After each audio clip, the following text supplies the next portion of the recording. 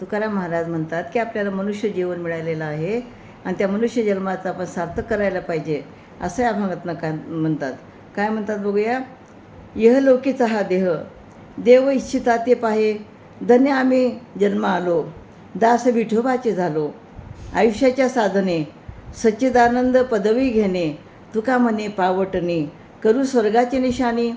तर या पृथ्वी तलावरती नरदेह धारण करण्यास स्वर्गातील देवसुद्धा उत्सुक असतात. आम्ही मात्र या नरदेहाच्या प्राप्तीने धन्य झालो आहोत, कारण आम्ही विठोबाचे दास झालो आहोत.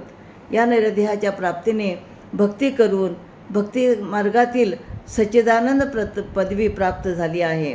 तुकाराम महाराज म्हणतात, या नरदेहा प्राप्तीने जीवन सार्थक करून आम्ही स्वर्गात जागा मिळू. म्हणजे आपल्याला हे जे शरीर मिळालेलं आहे, मनुष्य जन्म हा जो मिळालेला आहे, तर ह्या मनुष्य जन्माचं आम्ही सार्थक करू आणि आमच्या जन्माचं सार्थक करून आम्ही स्वर्गामध्ये आम्ही आपली जागा मिळवू. कारण नरदेह मिळणं ही खूप भाग्याची आणि चांगली गोष्ट असते. रामकृष्ण.